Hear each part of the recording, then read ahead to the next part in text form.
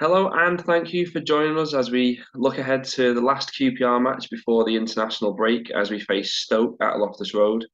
Before that, it has, of course, been a strange week since our last show following the sad death of the Queen. Rightly or wrongly, Huddersfield has, of course, postponed, but we did at least return in midweek against Millwall. We feared for our chances when we spoke about it last week, but we actually did ourselves proud. Our first 2-0 win since November. 3 points, first clean sheet of the season. What's not to like, Dave? Oh, it was really good, wasn't it? I mean, it was unexpected. I don't think we expected it to go as well as that, but I thought they were really good last night. They defended so well, never looked in any real trouble. And once we went ahead, you just thought it was weird for QPR. I didn't feel like we was ever going to lose. Even when he put up the 8 minutes injury time, I was like, would be all right.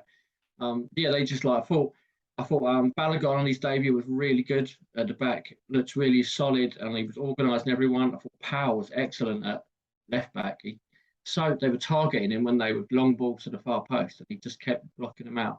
It was a good night. They've done really well. It's a big turnaround from a few weeks ago when we were wondering where on earth we were going to win a game from.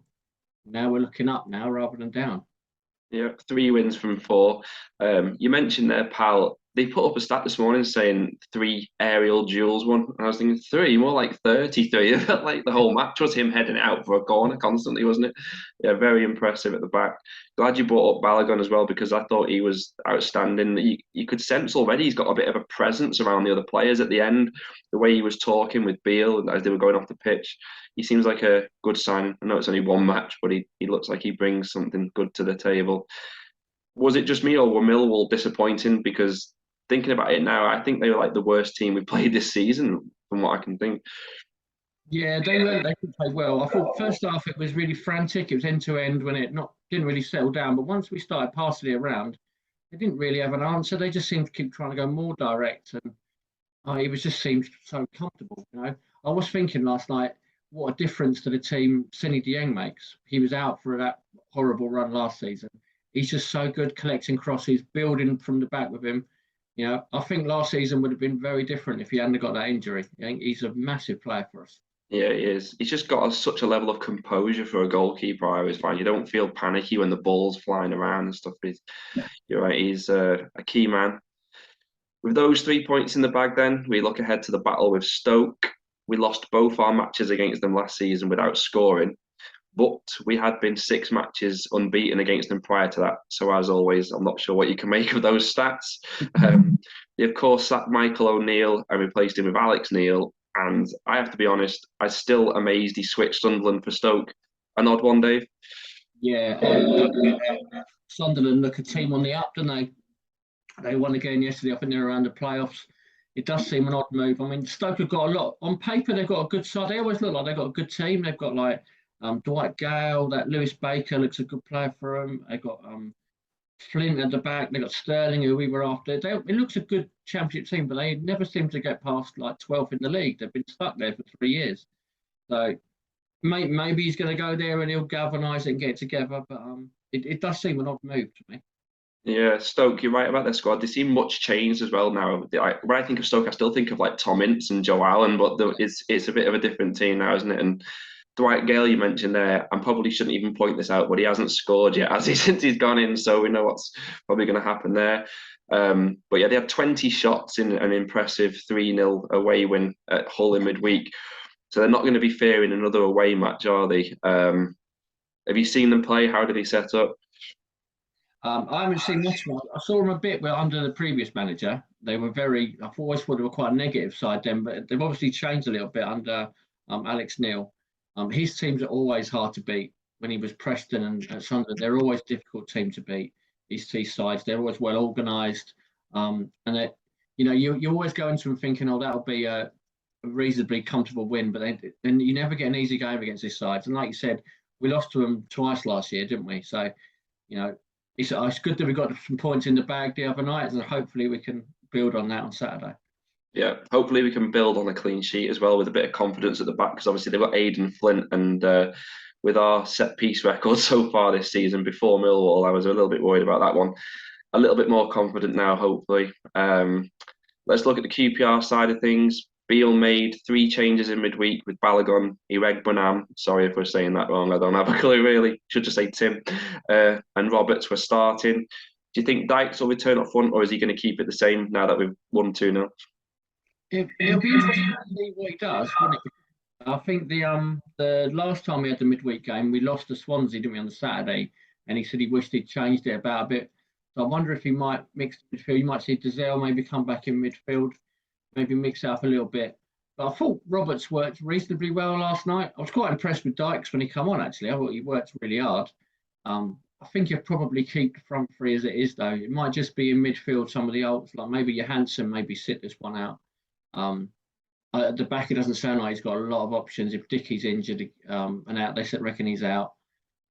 Yeah, probably maybe the only change, bring in someone like Dazelle to freshen the midfield up a bit. It is a short turnaround, isn't it? Yeah, it is, but maybe he'll think because there's 2 weeks off after it, it maybe gives him the chance to keep it the same. We'll see. You mentioned the defence there, and it's funny, isn't it, that our first clean sheet came when his first 2 choice centre back, Dickie and Clark Salter, weren't actually playing. So it's definitely food for thought there. Do you think Dickie will be looking over his shoulder now, given the performance from Balogun? Definitely. Yeah. It's difficult if he's going to play a back four. Yeah, there's some competition there. He clearly rates Clark Salter. He was talking about him as the best in the league when he was a left-sided centre. Yeah. So he's going to play when he's fit. So I personally think he's going to go to a back three when they're all fit, and maybe after the international break. He keeps mentioning it a little bit. So I think with the defenders he'll probably go along with that, and it'll be Balogun, Dickie, and Clark Salter. I think Dunn will miss out. But he's going to have options, and you play so many games in a short space of time. They're all going to play a reasonable number of games, I think. Yeah. It's funny you mentioned the options he's going to have at centre back, but the midfield as well. If he gets Amos back, Richards back, the options he's got in there, he's going to probably end up with at some point with maybe one of the midfielders not even on the bench from the list we've got. We have got a decent squad coming together if everyone can get fit. A word on the fullbacks, our best for a long time. Do you think? Oh yeah, I mean, I really like Laird at right back. He reminds me of when Carl Walker come on loan, good 10 years ago. You know, he just looks like he's better than this league straight away. He's quick, he's good defensively, gets forward, and Powell. I thought he had a bit of a dodgy start the first few games as he was getting accustomed, but since Watford, he's been getting better and better each game. I'm really impressed with him. It really helps. This team needs good fullbacks if it's going to do what Bill wants. Bill wants his whip to come from the fullbacks, and you need them to be good. And unfortunately, the gap between those two and the two in behind is big. Yeah. So it's a big drop off if one of them gets injured or suspended or something. But I've been really impressed with them the last few weeks, and it's a big part of why we've turned things around a bit. Yeah, I think what I've been happy to see is that they've both shown good defensive nous as well, especially last night against Millwall. Laird, the way he got back and blocked that one that was going in on the line, showed good understanding of positioning, and Powell for the whole match, very aware of his gaps to the centre back and where the wide man was. And for attacking fullbacks, to know they've got that in there as well is good. But you point out the main thing, take one of those out of the team, and the replacements with respect to them, they're probably not even half the players that they are they? And it's going to be massively detrimental to our chances if anything happens to either of them. But we've got to focus on the excitement of it at the moment, isn't it? 3 wins from 4. Even our defeats, they've all been 1-0, so they've been close. We could have more points than what we've even got. And the simple fact is, you put Willock and Chair in the team, and we've got a chance in any match, really. We're only 1 point from third when you think that Amos, Richards, Clark Salter have each only played 1 game. Bring them back into the team on top of it. And are you excited about what's to come? Yeah, I mean, I saw a stat you put up the other day that we're actually ahead of where we were last year. Is that right? Yeah, for the first time now, we're ahead of where we were this time last season. I think it just shows you the difference in how the seasons before ended. Like last year, we were coming off a really great end to a season. Everyone was optimistic, and even when we lost a few games, it'd be okay. This year, because we come off a bad end to last season, it's all been a bit doom and gloom at the start, isn't it? I think now it's kind of settling down. It's like, actually, we're not that bad, are we? No. We're all right. We did well last year. Maybe we can build on this year. I mean, I don't think the playoffs is impossible this year. I think you could look down. We said last week, if we'd lost the games you could be 20th, couldn't we, if we'd lost the Yeah. 2 games? And we win them, you're in the playoffs. So it is very early still, but yeah, there's reasons to be optimistic. Yeah, I think if we win at the weekend now, we're guaranteed to break into the top 6 for the first time this season. And you said it last week, Sheffield United and Norwich look like they're going to be the top 2, a bit like Fulham and Bournemouth last season. But below them, it is such a mishmash. And if we can just get a little bit of consistency, pick up the points at home, do well away, there's no reason we can't make the top 6 with the players we've got. It's just going to be injuries, and like we keep discussing, take Laird and Pal out both for 3 months injured or something, and we're going to be really not the same team. Willock, 5 goals in 6 games. Can he keep that up? There's question marks, but there's reasons to be hopeful based on what we're seeing from the other teams as well. Because, I mean, Reading are still in the top 6, and they've lost 4-0, 4-0, 3-0. I haven't these some of the games. It's just a strange league. Stoke, then, do you think this is another 3 points before the international break? Well, it's all optimism, isn't it? So let's go 2-0 defeat. No, I think we can. First goal in these games, in all the championship games, is key. I think if we get ahead, I fancy us to win this one. Yeah, I agree. I think first goals being important in games. If we end up chasing them, it gets a little bit nervous in the crowd, and I just think if we can get the first goal, the crowd will be well into it, and we'll be away.